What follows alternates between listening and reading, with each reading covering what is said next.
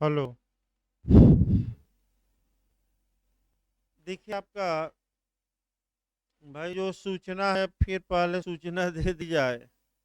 APO pre का exam 19 जून को होने की पूरी संभावना है। भाई डेट भी आपका बताया जा रहा है, यानी कि जून में आपका 15 जून के बाद जब हो जाए तो एक चांस है आपका 19 जून को पूरा चांस है कि प्री का एग्जाम होगा। माने तो उस आधार पर आपका लगभग 2 माह बचा है और इसी 2 माह में पूरी ताकत लगानी है आपका। एक तो ये चारों सब्जेक्ट तैयार करने हैं, आईपीसी, सीआरपीसी, एविडेंस और पुलिस एक्ट, और उसके बाद कुछ जीके भी तैयार करना पड़ेगा। तो जितना अब तक आप लोग पढ़े हैं, मैंने आपका अब तक के इतिहास में एलएलबी में घर पे, तो प्रयास ये करिए कि फिर से एक बार रिवीजन करना शुरू कर दीजिए। यानी कि यही मौका है वैकेंसी आने से पहले ही। जैसे यूक्रेन ने आपका, ये यूक्रेन को संभावना थी कि रूस हम पर हमला कर सकता है, तो बहुत पहले से ही 2014 से ही वह तैयारी शुरू कर दिया था, बंकर बनाना, व्यवस्था करना, और इसीलिए इतना दिन तक टिका भी है। और रूस की सेना, मैं बता दूं, किसी भी शहर पर पूरी तरह अभी कब्जा नहीं जमा पाई है। जमा रहे हैं तो छुप कर मार दे रहे हैं और रूस की सेना भाग जा रही है। तो हमने कि इसका मतलब ये हुआ कि एक देश प्रेम की भावना भी होनी चाहिए सैनिकों में। ये नहीं कि जब मौत आए तो क्या करे, फिर आपका भाग जाए। तो ये भी, तो आइए आपका पहले आईपीसी चलेगा और आज से लिखवाते भी हम रहेंगे आपका। जो छूटा है दो चार सेक्शन आपका, उसको बाद में आईपीसी में हम लिखवा देंगे, ताकि आपका साथ साथ दोनों चीजें चलती रहे। तो आईपीसी में आपका 83 हम शुरू किए थे। फिर एक बार देखिए आपका जो चाइल्ड को, यानी कि चाइल्डहुड हुड को या बाल्यावस्था को जो बचाव दिया गया है, वह सेक्शन 82 में और 83 में दिया गया है। 82 से पिछली बार आपका यूपीएपीओ में क्वेश्चन आया भी था। डोली इन कैपेक्स, यानी कि अक्षम गुड़िया का सिद्धांत आपका किस सेक्शन में है, तो सेक्शन 82। अब हमें जो देखना है आपका 83 देखना है। 83 की भूमिका बांधी जा रही थी, उसी पर रुका था। तो 83 में आपका जो सिद्धांत है वह डोली कैपेक्स का है। यानी कि अभी लिखवाएंगे, पहले समझ लीजिए, 7-8 लाइन समझाना है इसमें, ज्यादा नहीं। डोली कैपेक्स का मतलब ये हुआ कि सक्षम गुड़िया, यानी कि अपराध करने में सक्षम, कॉम्पिटेंट। तो कौन सा ऐसा चाइल्ड है जिसे कानून अपराध करने में, ऑफेंस करने में कॉम्पिटेंट या सक्षम या योग्य मानता है।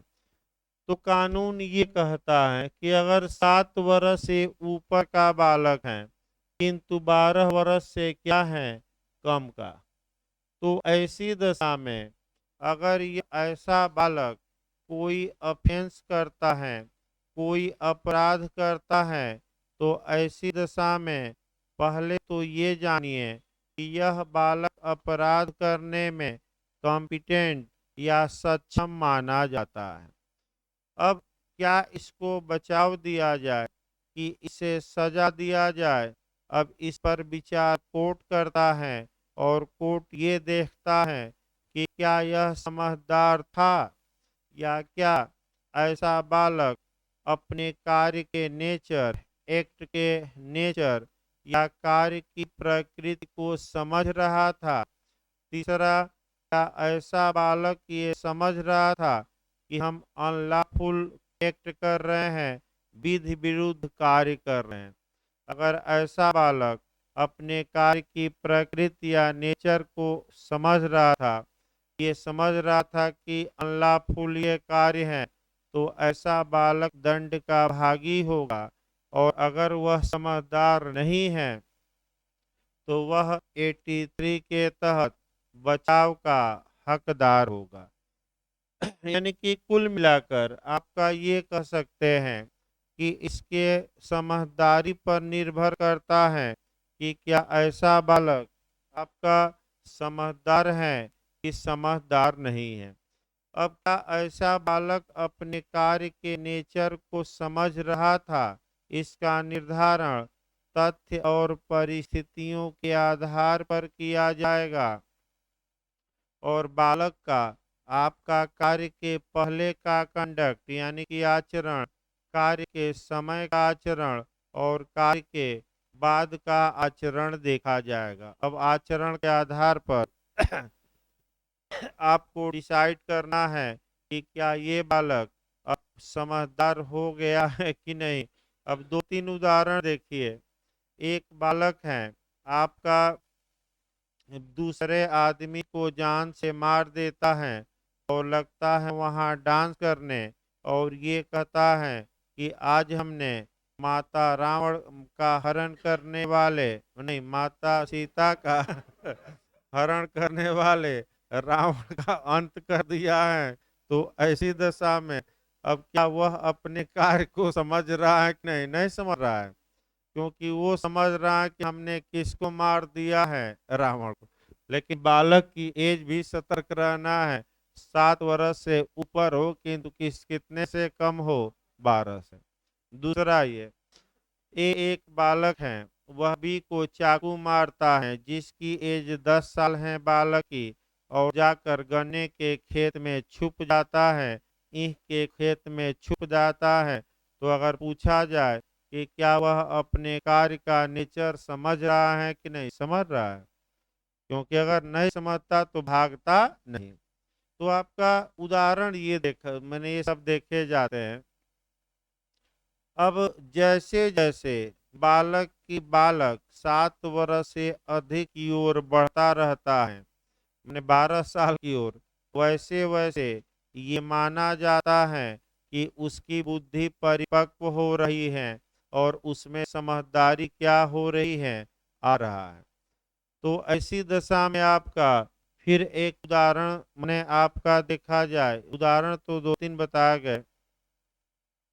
यानी कि इसका मतलब ये हुआ कि जैसे जैसे बालक 7 वर्ष से अधिक होता जाता है, ये माना जाता है कि वह समझदार हो रहा है और अपने कार्य की प्रकृति को समझने में क्या हो रहा है, सक्षम।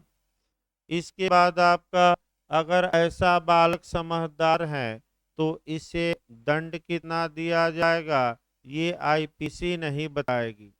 यानी कि अगर इस एज का शिशु है और कोई भी ऑफेंस करता है, चाहे मर्डर ही क्यों ना कर दे, तो ऐसे बालक को अगर वह समझदार है तो कितनी सजा दी जाएगी, ये समस्या है। तो जो सजा दी जाएगी वह जुनाइल जस्टिस एक्ट के तहत दी जाएगी, यानी कि किशोर न्याय, बालकों की देखरेख एवं संरक्षण अधिनियम 2015। इसको शॉर्टकट में जे एक्ट भी कहा जाता है, जुनाइल जस्टिस एक्ट 2015। आपका 2000 वाला निश्चित हो गया है, नया बना है 2015 में। और ऐसे बालक को आपका रिफॉर्मेटिव पनिशमेंट दिया जाएगा, सुधारात्मक दंड दिया जाएगा, और वह जो दंड की मात्रा होगी अधिकतम 3 साल। यानी कि ऐसे बालक को सजा अधिकतम दी जाएगी कितने साल, 3 साल का, लेकिन दंड स्वरूप नहीं, सुधारात्मक दंड।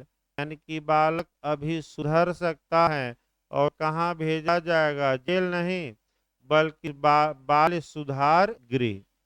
यानी कि जो बालकों के सुधार के लिए अलग से गृह बने हैं, भवन बने हैं, उस भवन में, उस गृह में इसको भेजा जाएगा। और 3 साल के बाद अगर आवश्यकता पड़ती है तो और 1 साल किसी एनजीओ यानी कि सोशल ऑर्गेनाइजेशन या किसी सामाजिक संगठन के अंडर में रखा जा सकता है। यानी कि 3 साल तक सुधार गृह, 3 ईयर तक, और उसके बाद आवश्यकता पड़ती है तो 1 साल तक आपका किसी सामाजिक संगठन के अंडर में। इसके बाद बालक के ऊपर कोई रोक नहीं है और इसके बाद बालक चाहे भले मर्डर किया हो, ऐसा बालक क्या कर दिया जाएगा, मुक्त किया जाएगा। अब ये आप सोच रहे होंगे कि भाई बालक अपराध किया, आपका सुधारात्मक दंड पाया, फिर आपका सुधार गृह से छूटा, समाज में आया, तो सरकार का ये दायित्व है कि ऐसे बालक का पुनर्वास करे, यानी कि ऐसे बालक के बारे में ऐसा व्यवस्था करे ताकि बालक भूखा न मरे, कुछ रोजगार पाए, भले पकौड़ा बेचे। यानी कि आपका मोदी जी ने कहा कि ना कुछ मिले तो पकौड़ा बेचिए, टिकिया बेचिए, तो तमाम इलाहाबाद के लड़के फोटो खींच पकौड़ा लेते हुए हाथ में और सोशल मीडिया पर फोटो वायरल कर दिए कि हम अब क्या बेच रहे हैं, पकौड़ा। तो भाई तमाम यो आंदोलन चला पकौड़ा बेचते हुए और पकौड़ा प्रसिद्ध हो गया जैसे चाय प्रसिद्ध हो गई और खूब पकौड़ा वाले कमा लिए उसी में। तो आगे देखा जाए, अब ये समस्या है कि जब ऐसा बालक जेल से छूट जाएगा तो जो सर्विस पा सकता है कि नहीं, तो जो डिस्क्वालिफिकेशन है या जो निर्योग्यता है या जो अयोग्यता होती है आपका सर्विस या सरकारी नौकरी के लिए, ऐसा बालक अयोग्य नहीं माना जाएगा। यानी कि वो सभी परीक्षाओं का फॉर्म क्या कर सकता है, भर सकता है। आप जब 14 नवंबर को पेपर देखिए, यानी कि 14 नवंबर को जब आप अखबार की कभी कटिंग देखिए तो उसमें तमाम बालकों के बारे में निकलता है कि ये बालक अपराध किया, जेल गया, सजा पाया, लेकिन जेल से जब निकला तो बहुत बड़ा अधिकारी बना। इसीलिए बना कि अयोग्यता नहीं मानी जाएगी, यानी कि उस बालक को पूरा अभी मौका दिया जाएगा कि उसका जीवन क्या हो जाए, सुधर जाए। तो ये 7 से लेकर कहाँ तक के बालक बताया गया, 7 वर्ष से अधिक, किंतु 12 वर्ष से क्या कम। इसका नेचर कार्य का देखा जाएगा, मुख्य रूप से 7 वर्ष का हम क्या जाएगा बता ही दिए हैं। अब अगला सेक्शन चला जाए, तो अगला सेक्शन आपका है 84। यहाँ से आपका एक क्वेश्चन आपका पूरी संभावना रहती है कि मिलेगा, आपका मेंस में भी बन रहा है और प्री में भी बन रहा है। 84 में आपका एंगल पहले देखिए और 84 को कहाँ से आप जोड़ेंगे ये भी हमें चलना है। मेंस में भी 3 या 4 मॉडल इस समय बन रहे हैं 84 से। देखिए जहाँ तक 84 की बात है, सेक्शन आपका 84 की बात है, अनसाउंड माइंड। अनसाउंड माइंड मतलब चित्त विकृत या विकृत चित्त व्यक्ति को बचाव दिया गया है। इसका मतलब ये हुआ कि अगर कोई व्यक्ति कोई कार्य करता है और उस कार्य को करते समय उसका दिमाग काम नहीं करता, यानी कि वह सोचने समझने की क्षमता नहीं रखता कि ये मैं क्या कर रहा हूँ या इसका इफेक्ट क्या होगा या कैसा कार्य कर रहा हूँ या इस कार्य का नेचर क्या है, तो कानून कहता है कि उसे बचाव मिलना चाहिए, उसे दंडित नहीं किया जाना चाहिए। तो जब आप 84 पढ़ेंगे तो देखिए एंगल पहले बता दिया जाए भाई, आपका कौन कौन एंगल पढ़ना है।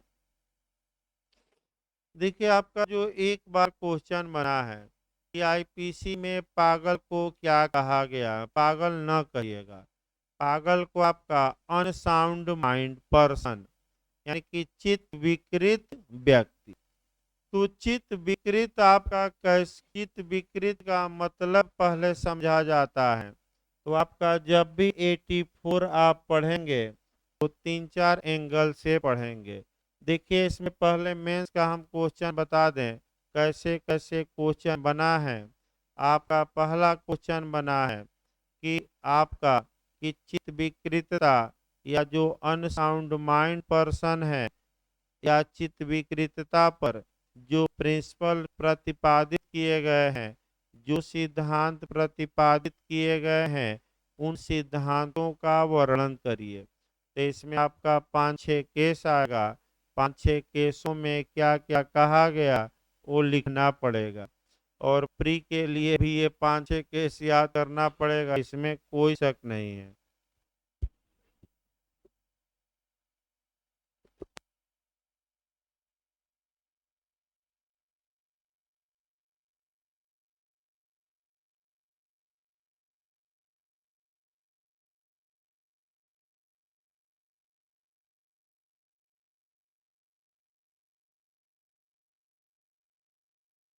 देखिए, जो पहला मॉडल बनता है वो बताया गया। दूसरा मॉडल ये बनता है कि कब अनसाउंड माइंड पर्सन बचाव का हकदार होगा, डिफेंस का हकदार होगा, उसको बताइए।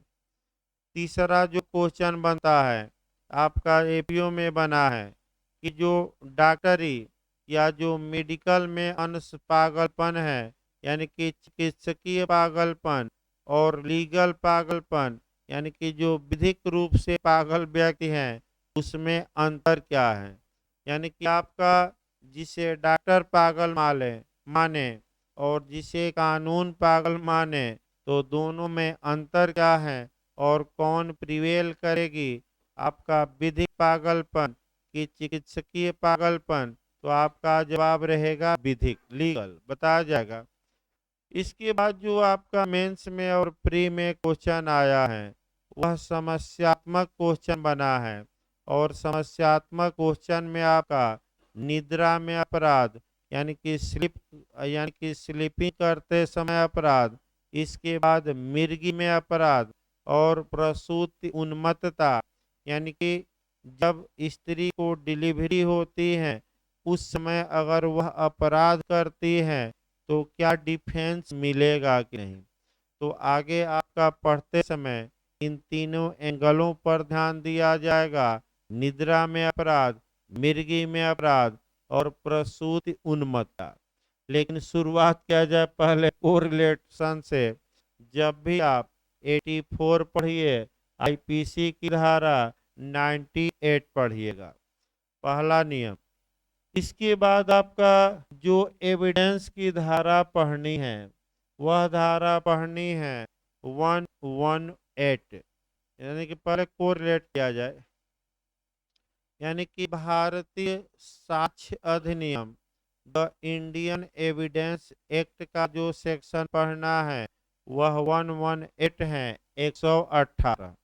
इसके बाद जो आपका पढ़ना है, एक कानून भारत में बना है, भारतीय पागलपन अधिनियम 1987, यानी कि भारतीय पागलपन अधिनियम 1887 की 97 भाई। देखिए सन हल्का सा हमें मिस हो रहा है। 87 है कि सन 87 है कि 97, वैसे 87 ही होना चाहिए जो हमारी राय है। 87 में बना वो कानून पढ़ना है। फिर आपका सीआरपीसी में पढ़ना है। और जो सीआरपीसी में पढ़ना है वह आपका 328 से लेकर 339, यानी कि जो सीआरपीसी का सेक्शन पढ़ना है। हाँ, सही है ना। एक सेकंड।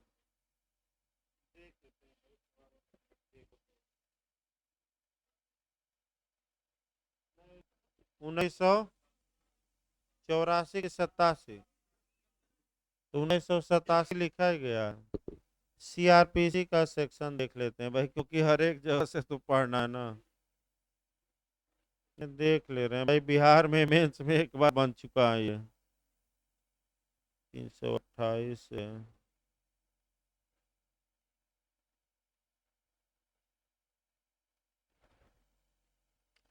ठीक है भाई, देखिए अध्याय आपका 25 है। फिर एक बार देखिए, यानी कि पहले एंगल देखिए, उसके बाद एक एक करके हम बताएंगे। आपका अनसाउंड माइंड पर्सन पर, फिर सिद्धांत, फिर आपका बेयर एक्ट, फिर आपका जो लीडिंग केस है, आपका मैकनाटन का। फिर एक बार देखिए भाई, आपका पहले कोरिलेट कर लिया जाए तब आईपीसी में आएंगे। अगर कोई अनसाउंड पर्सन है, अनसाउंड माइंड पर्सन है, यानी कि चित्त विकृत व्यक्ति है, और जिस समय वह अपराध कर रहा है, ये भी पूछा गया प्री में, जिस समय वह अपराध कर रहा है उस समय उसके मस्तिष्क में दोष है, और मस्तिष्क में दोष के कारण वह नहीं समझ पा रहा है कि उसने क्या किया। एक लाइन अभी बेरक न जानिए। तो ऐसी दशा में कानून ये कहता है कि उसे बचाव मिलेगा और वह किसी अपराध का दोषी नहीं होगा।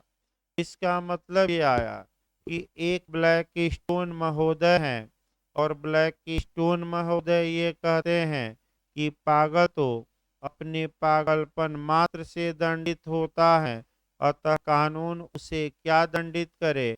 इसका मतलब ये हुआ कि ऊपर वाले ने उसको पागल बना दिया है, तो व्यक्ति या समाज या न्यायाधीश उसे क्या दंडित करेगा।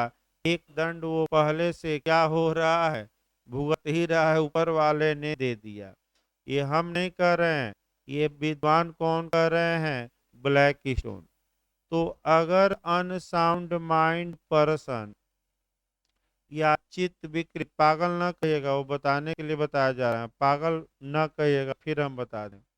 अगर अनसाउंड माइंड पर्सन कोई ऑफेंस करता है, और ऑफेंस करते समय सतर्क रहिए, अपराध करने के पूर्व नहीं, पश्चात नहीं, बल्कि जिस समय वह अपराध क्या कर रहा है उसके माइंड में या मस्तिष्क में क्या है, दोष, और उसके कारण वह समझ नहीं पा रहा है कि वह क्या कर रहा है।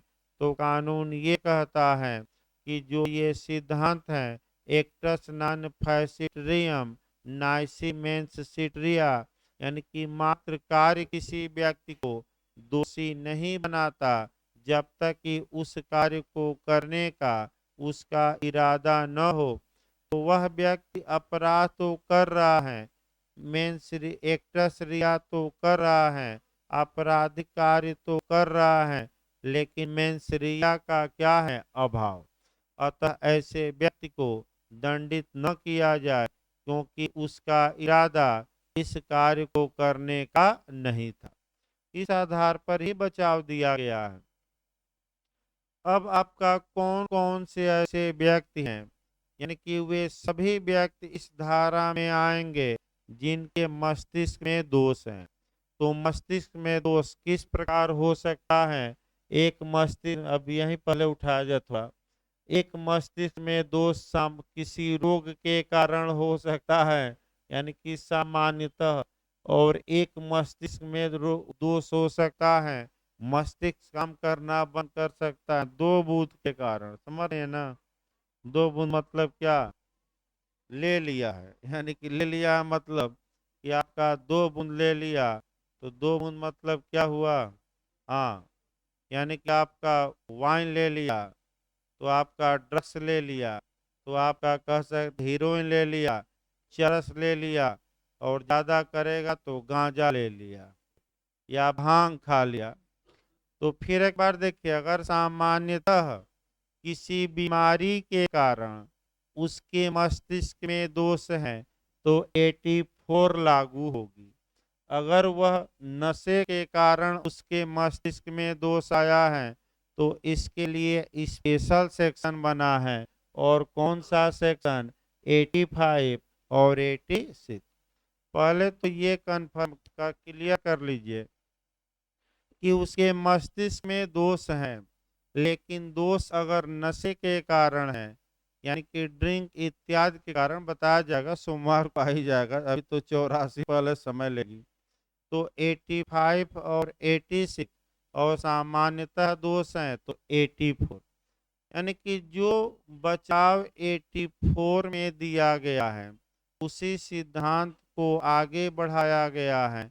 84 का ही स्पेसिफिक रूप या विशिष्ट रूप 85 और 86 है, क्योंकि वहाँ भी व्यक्ति के मस्तिष्क में दोष उत्पन्न होता है माइंड में, लेकिन दोष बीमारी के कारण नहीं होता, आपका माने नशे की चीज लेने के कारण होता है। तो फिर कॉन्सेप्ट बिल्कुल क्लियर रखिए। ऐसे मस्तिष्क में दोष है तो 84, और नशा के कारण है तो दो सेक्शन आगे बढ़ेंगे, 85 और 86। देखिए, हम पागल शब्द का प्रयोग नहीं कर रहे हैं, हम अनसाउंड माइंड का प्रयोग कर रहे हैं, यानी कि चित्त विकृत, यानी कि मस्तिष्क में दोष था।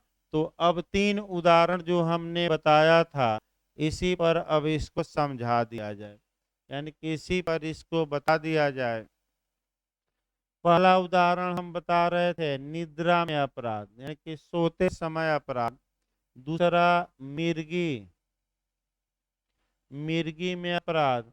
और तीसरा प्रसूति उन्मत्तता, यानी कि जिस समय डिलीवरी होती है उस समय किया गया अपराध, ये कह सकते हैं। यानी कि अब एक एक करके मेंस में भी आ चुका है, प्री में भी आ सकता है। तीनों को समझिए, और ये तीनों कहाँ से कवर होंगे, आपका आईपीसी की धारा 84 से। देखिए आपका भाई, कुछ लोगों को ये बीमारी होती है कि वह निद्रा में चलते हैं, निद्रा में कार्य करते हैं, लेकिन उन्हें पता ही नहीं रहता, उन्हें ज्ञान ही नहीं रहता कि उन्होंने क्या किया। तो आपका धारावाहिक और फिल्में भी बनी हैं। एक औरत जगती थी रात में, निद्रा में चलती थी, बाहर के व्यक्ति को मारकर फिर आकर सो जाती थी, पता नहीं लग पाता था। सुबह जगती थी तो अपना वो भी जाती थी घटना स्थल पर, रोती थी, गाती थी और कहती थी पता ना कौन मार दिया। इसका मतलब कि उसे बीमारी थी, और बीमारी नींद में चलने की थी। तो ऐसी स्त्री क्या सजा की हकदार होगी? नहीं। 84 में वह पागल नहीं है, लेकिन उसके मस्तिष्क में दोष है, और इस कारण से वह बचाव की क्या होगी? हकदार। अब मिर्गी आइए, मिर्गी समझ रहे हैं ना? ना है तो पूछे। हाँ हाँ हाँ, देखिए भाई, हाँ भाई, ना है तो एक बार इशारा कर दिए जा करिए। देखिए आपका मिर्गी क्या होता है, पहले मान लीजिए एक औरत थी, यानी कि वाइफ थी, और वह सब्जी काट रही थी। तो सब्जी काटते समय उसे मिर्गी आ गई। तो जब गांवों में मिर्गी आती है, यानी कि दौरा दौरा पड़ गया ये कहा जाता है। जब दौरा पड़ जाता है तो पति महोदयाए और गांव में पहले आपका स्लीपर, यानी कि चप्पल सुंघाया जाता है, ताकि मिर्गी क्या हो जाए? दूर। तो कौन सा चप्पल सुंघाया जाता है? देखिए, हवाई चप्पल की चमड़े का भाई। और समस्या ये आ गई। हाँ, लेदर का, चलिए ठीक है भाई। देखिए, कम से कम वो भाई कम से कम बता तो दिए।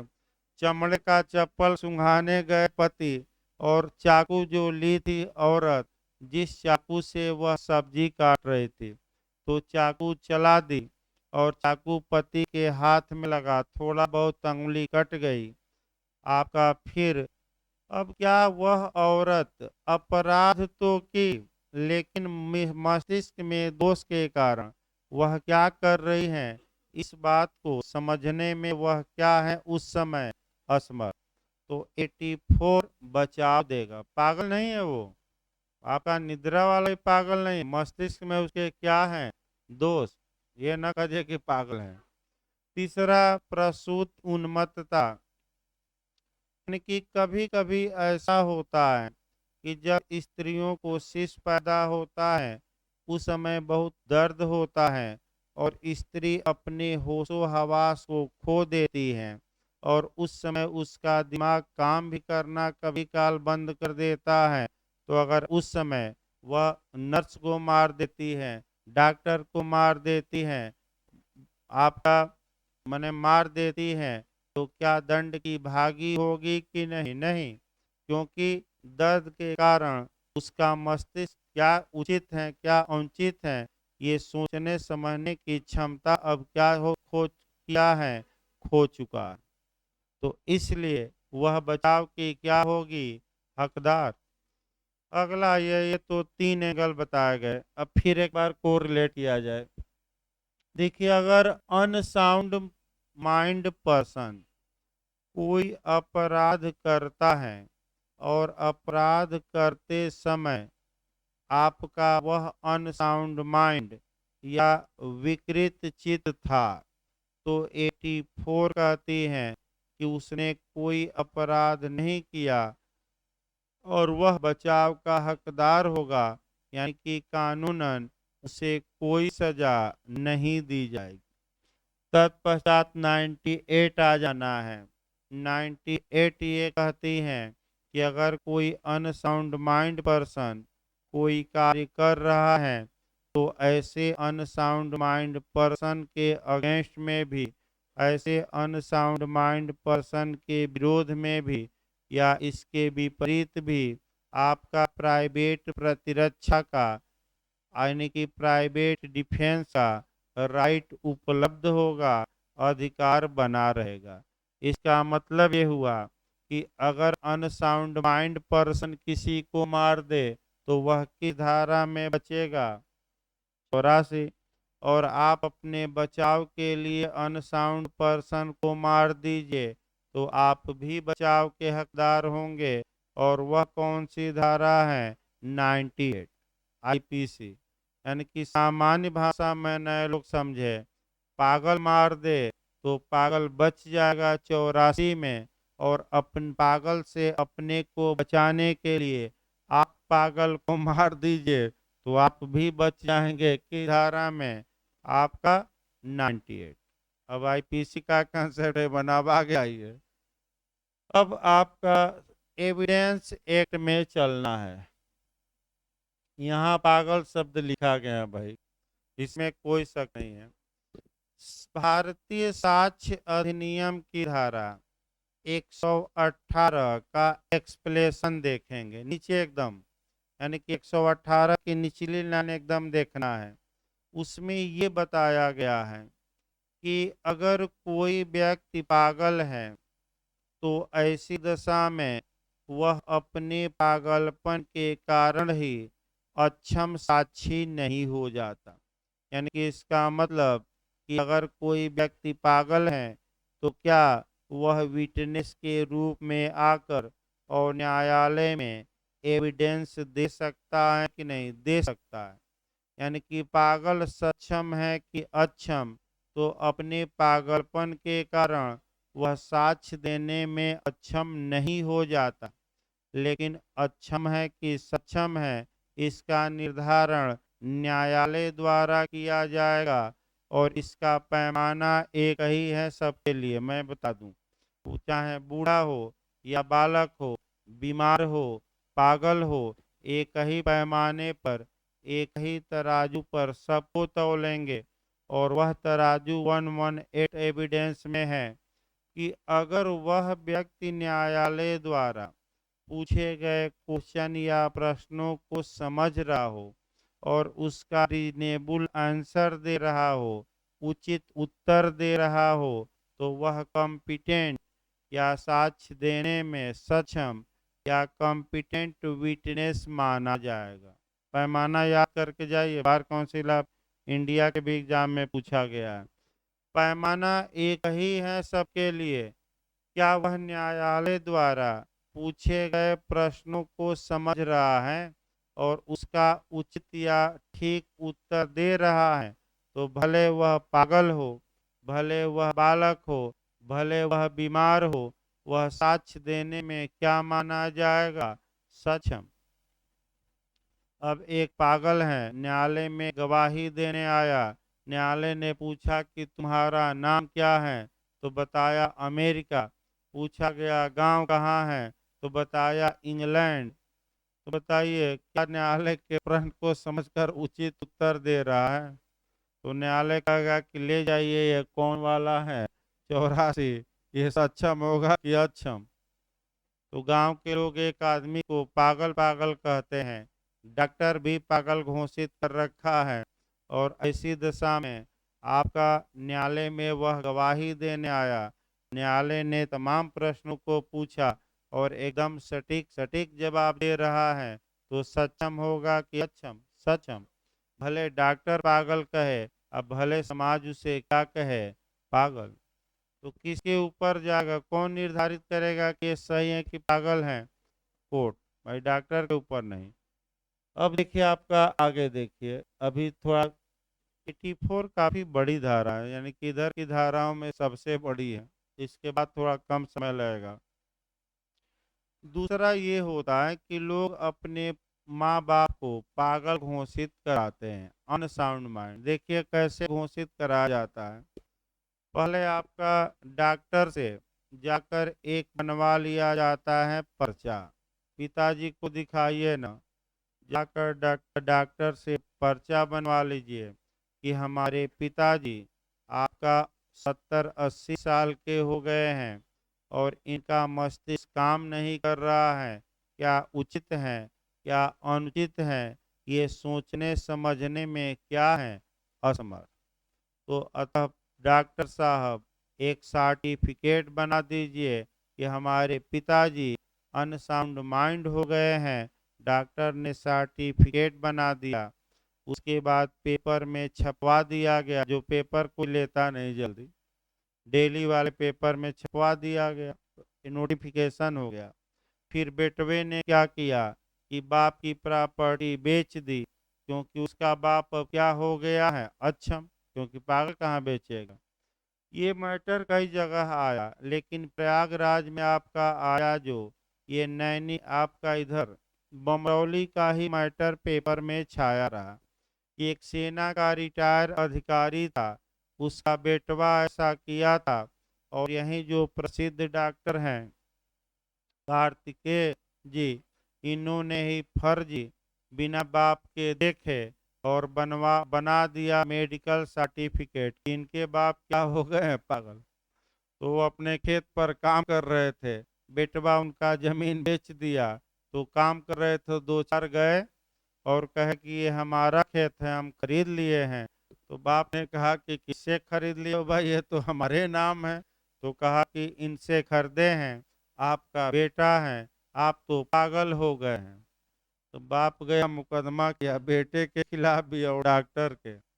वो तो हाई कोर्ट ने गिरफ्तारी पर रोक लगा दी। यानी कि हाई कोर्ट को रोक नहीं लगाना चाहिए, लेकिन वही है कि बड़े लोग हैं, जुगाड़ कर लेते हैं। भाई आप बीमार होंगे, हाई कोर्ट के जज तो उन्हीं के यहाँ तो आएंगे, तो इसलिए जुगाड़ लगा लिए कहीं से और गिरफ्तारी पर क्या लगवा लिए, रोक। लेकिन मुकदमा चल रहा है। यानी कि आपका ऐसा होता है समाज में, इसमें कोई शक नहीं है। आगे बढ़ा जाए भाई दूसरे एंगल से। आपका आईपीसी हमने बताया और हमने क्या बताया, आपका एविडेंस। अगला एंगल देखिए।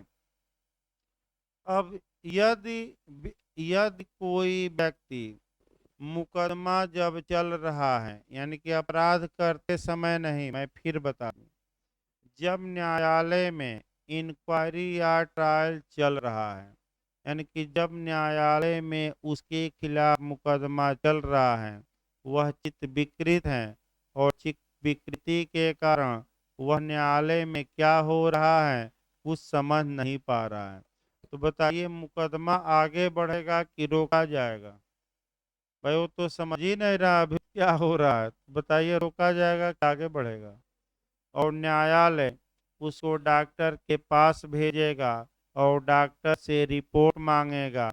अगर डॉक्टर की रिपोर्ट आ गई कि वास्तव में ये अनसाउंड माइंड पर्सन है, तो इलाज के लिए पागल खाने भी भेजा जा सकता है।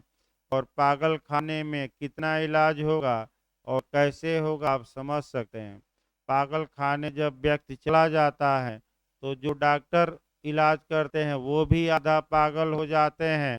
यानी कि जितने पागलों के डॉक्टर हैं, मैं बता दूं, जाकर इतिहास गवाह है कि वो आधा दिमाग से क्या है। दिमाग का जो इलाज करते हैं, जाकर एक बार कहीं देखिएगा, वो ऐसा बोलेंगे कि लगेगा कि आधा ये भी पागल है। तो आपका वो अलग बात है। तो फिर एक बार देखिए, अगर जांच या विचारण के दौरान अभियुक्त अनसाउंड माइंड पाया जाता है। अपराध करते समय नहीं, मैं फिर बता दूं, तो इसके लिए हमारी सीआरपीसी एक अलग व्यवस्था करती है। और वह बिहार में एक बार मेंस में पूछा गया है कि चित्त विकृत व्यक्तियों के विचारण की प्रक्रिया को बताइए। तो कहाँ से कहाँ तक दिया गया है सीआरपीसी में? तो 328 से लेकर कहाँ तक? 339। याद रखिए। अब कहीं भी प्री में आज तक के इतिहास में कहीं पूछा नहीं गया ये क्वेश्चन, तो पढ़ाते समय हम भी छोड़ देते हैं। लेकिन बिहार में आपका जे में मेंस में आ चुका है। फिर आगे देखिए। अब भारत में अगर कोई पागल है तो भाई इसके लिए कानून अलग बना है। भारतीय पागलपन अधिनियम 1987। और पागल के बारे में क्या किया जाए, पागल खाने में कैसे रखा जाएगा, इत्यादि बातें दी गई हैं। पागल के बारे में आप संविदा अधिनियम की धारा आपका 11 पढ़ना है और 12 पढ़ना है। यानी कि द इंडियन कॉन्ट्रैक्ट एक्ट, यानी कि भारतीय संविदा अधिनियम 1872 का 2 सेक्शन आपको कवर करना है। पिछली बार यूपी जे में भी पूछा गया था, सतर्क रहना है। आपका देखिए क्या पूछा जाता है भाई। संविदा के लिए, कॉन्ट्रैक्ट के लिए यह आवश्यक है कि संविदा की जो पार्टी है वह कॉम्पिटेंट हो, सक्षम हो। तो ये धारा 10 कहती है संविदा अधिनियम की कि संविदा के पक्षकार कॉम्पिटेंट या सक्षम होना चाहिए। धारा 11 बताएगी कि कौन कॉन्ट्रैक्ट करने में कॉम्पिटेंट है। कौन बताएगी? 11। जो वयस्क हो, दूसरा जो सचेत हो यानी कि साउंड माइंड हो, और तीसरा जो डिस्क्वालीफाई यानी कि अयोग्य संविदा के लिए या निरर्हित घोषित न किया गया। तो फिर आपका संविदा के लिए यह आवश्यक है कि वह अनसाउंड माइंड पर्सन न हो, चित्त विकृत व्यक्ति न हो। ये सेक्शन 11 से कवर होगा। और कब किस किस किस कंडीशन में किसी व्यक्ति को अनसाउंड माइंड माना जाएगा, यानी कि स्वच्छितता क्या है? यही क्वेश्चन गलत होगा। स्वच्छित होना चाहिए, ये सेक्शन 11। और स्वच्छितता क्या है? स्वच्छता का निर्धारण किस सेक्शन से होगा? 11 नहीं, किससे होगा? 12 से। भाई गलत ना हो जे में, ये भी जल्दी ही आ जाएगी जो सूचना आ रही है। तो जे में ये लगातार लोग गलत करके आ रहे हैं। तो अब आया कि अगर कोई अनसाउंड माइंड पर्सन कॉन्ट्रैक्ट करता है तो सेक्शन 12 के तहत वह कॉन्ट्रैक्ट क्या होगा? वाइड एब इनिशियो होगा, प्रारंभतः शून्य होगा, शुरू से क्या होगा? शून्य। और किस सेक्शन के तहत होगा? आपका 12 संविधान नियम की धारा के तहत 12। एक उदाहरण बनता है तब आईपीसीएफ बैक हो जब, फिर क्योंकि ये जरूरी है भाई। 84 काफी थोड़ा अच्छे से पढ़ा जाए। क्वेश्चन एक बनता है किसी भी एंगल से। पागल खाने का एक रोगी है, 15 दिन पागल रहता है, 15 दिन सही रहता है। तो कब वह करार करेगा? तो वह प्रवर्तनीय होगा। और कब करार करेगा? तो वह वार्ड या शून्य होगा। तो बताइए कब करार करेगा? तो वार्ड या शून्य होगा। कब एग्रीमेंट? जब वह क्या रहता है? पागल। और कब करार करता है? तो वह इन्फोर्सेबल होगा, इन्फोर्स होगा, प्रवर्तनीय होगा, जब वो क्या रहता है? सही कि पागल? सही। ये क्वेश्चन भी आ चुका है। अब आइए 84 में अब शुरू किया जाए, पहले प्रिंसिपल से शुरू किया जाए। 84 की जहाँ तक बात है, आपका मैक्सिम से शुरुआत करिएगा। मैक्सिम आपका ये है कि एक्टस नॉन फैसिटरियम नासी मेंस सिटरिया, मात्र कार्य किसी व्यक्ति को दोषी नहीं बनाता जब तक कि उसका आशय उस कार्य को करने का न हो। तो अगर किसी व्यक्ति के मस्तिष्क में दोष है, मस्तिष्क में दोष के कारण वह व्यक्ति अपराध तो करता है, लेकिन उसका इरादा उस अपराध को करने का नहीं होता। अतः 84 के तहत ऐसा व्यक्ति बचाव का हकदार होगा, यानी कि उस अपराध के लिए दंड पाएगा कि नहीं पाएगा, नहीं पाएगा। इस विषय पर आपका कह सकते हैं कि इस विषय पर निम्नलिखित सिद्धांत प्रतिपादित किए गए हैं और उन सिद्धांतों को अब एक एक करके हम चलते हैं भाई। देखिए पहला जो केस है, पहला आर बनाम आर्नल्ड का है। पहला केस ये पूछा जा चुका है, आर वर्सेज आर्नल्ड। अभी लिखवाएंगे भाई इसको, अभी पहले थोड़ा लेक्चर तो हो जाए, अभी ज़्यादा तो हुआ ही नहीं, कोरिलेशन में ही चला गया समय ज़्यादा, वो भी जरूरी था। आपका क्रम से याद रखिएगा और सिद्धांत भाई मिलाने के लिए भी आता है। आर वर्सेज अर्नाल्ड,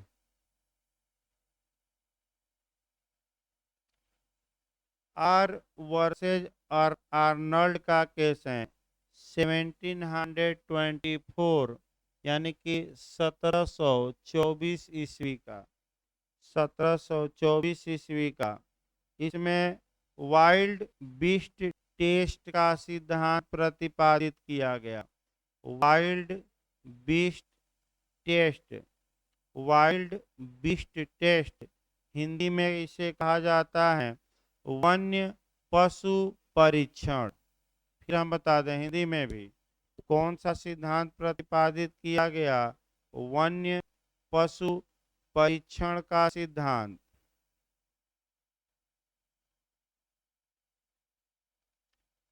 देखिए आपका क्वेश्चन तब इसको बताया जाए। आपका इसमें जो सिद्धांत प्रतिपादित किया गया, पहले तो ये प्री के लिए भी याद रखना है कि चित्त विकृतता पर प्रथम वाद कौन है। तो प्रथम वाद कौन है चित्त विकृतता पर, तो आर वर्सेज आर्नल्ड का। अब आर भी नए लोगों को बताना पड़ेगा भाई। आर मतलब रेक्स होता है, रेक्स मतलब किंग, किंग मतलब आपका हो गया रेग भी कहा जाता है, यानी कि किंग का मतलब ये होता है कि इंग्लैंड का सम्राट। फिर एक बार इसको समझ लीजिए, आज भारत में जो लीगल पर्सन है, जो विधिक व्यक्तित्व प्राप्त हैं, वह राष्ट्रपति को प्राप्त नहीं है। हमारे यहाँ यूनियन ऑफ इंडिया यानी कि भारत संघ है या भारत की सरकार, और राज्य में आपका उस राज्य का नाम या राज्य की सरकार। न तो राज्यपाल लीगल पर्सन है, विधिक व्यक्तित्व रखते हैं, न ही राष्ट्रपति। लेकिन इंग्लैंड में अपराधियों के खिलाफ जितने मुकदमे चलते हैं, वहाँ इंग्लैंड के नाम से नहीं, वहाँ क्राउन के नाम से, सम्राट के नाम से, राजा के नाम से, यानी कि जितने मुकदमे चलेंगे वह कौन चलाएगा, सम्राट। तो इसीलिए कहीं रेक दिया रहेगा, कहीं रेक्स दिया रहेगा, कहीं आर दिया रहेगा, कहीं किंग दिया रहेगा, कहीं क्वीन दिया रहेगा। घबराने की कोई आवश्यकता नहीं है। सबका मतलब ये हुआ कि इंग्लैंड का सम्राट मुकदमा किया है। अगर किंग दिया रहे, इसका मतलब कि वहाँ का जो राजा है, क्राउन है, वह पुरुष है, और क्वीन दिया रहे उस समय, यानी कि वहाँ की महारानी क्या है, कोई स्त्री। ये समझना है। तो ये नहीं कि रेग बनाम गोविंदा आ जाए तो सोचे कि ये रेग कौन सी चिड़िया का नाम है। रेग मतलब इंग्लैंड का क्या हो गया, सम्राट। तो कहीं भी आए घबराना नहीं भाई, क्वीन आए। देखिए इस केस में क्या हुआ, लास्ट में बता दिया जाए तब भाई। इस केस में आपका ये हुआ कि वन्य पशु परीक्षण, यानी कि चलिए इसको भाई कल इसको हम माने सोमवार को इसको बताएंगे। अभी सीआरपीसी शुरू करते हैं। 10-12 मिनट का भाई ब्रेक, वहाँ 15 मिनट का ब्रेक रहेगा। फिर आपका सीआरपीसी की धारा 125 शुरू करना है। फिर हम एक बार भूमिका थोड़ा बांधेंगे।